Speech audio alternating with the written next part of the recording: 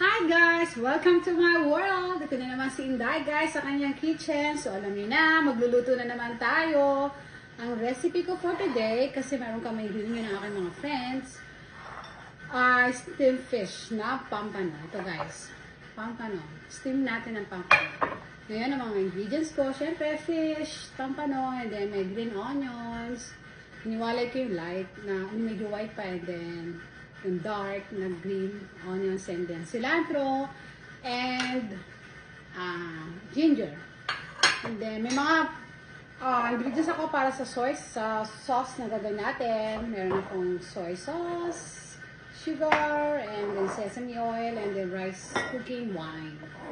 Yan. So ngayon, ang una kong gagawin muna tayo ng sauce. So maglagay tayo ng 1 tablespoon of soy sauce. Ito na yung gamit ko. Ito yung pinaka-sauce ng aking steamed fish. And then 1 tablespoon of cooking wine. Oops, hindi ko pa mabuksan. Hindi ko mabuksan guys. Uy, kailangan ko ng rescue. Eto na. Rescue na Inday. Uy, mauubos sa aking minuto nito. Hindi ko mabuksan. Uy, tagal ko kasi hindi nagamit ito eh. Pag mag-steam lang ako. Grabe, hindi ko magamit. Stop ko muna guys. Mauubos ang oras ko. I'm back. Ngayon, nabuksan ko na guys using this elastic yan. Rubber band para mabuksan ko siya. Tagal na kung mabuksan, maubos ang oras ko.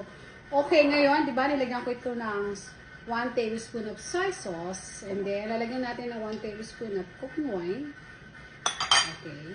Pero tatlo yan, vinegar. Siguro dadagdagan ko na lang mamaya pag kulang. And then 1 tablespoon of water. Haluan natin ng tubig.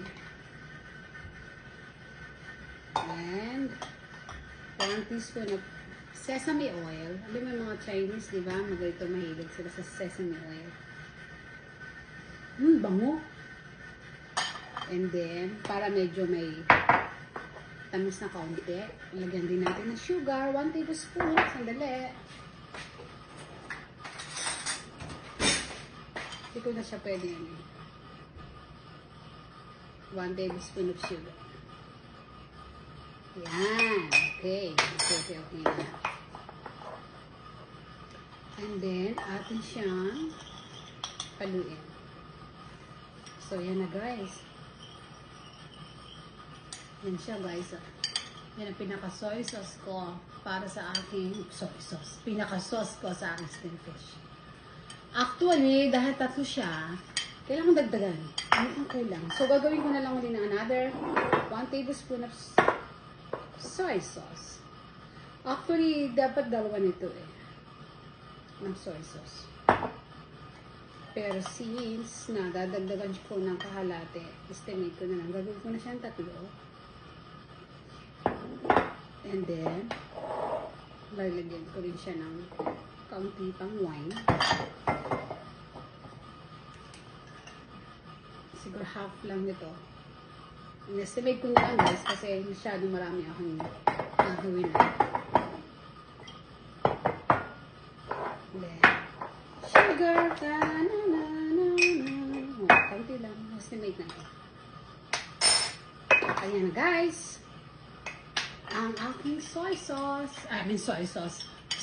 para sa aking steamed fish. Okay guys. Bye for now, and then see you sa susunod na video para sa part 2 ng aking pagluluto.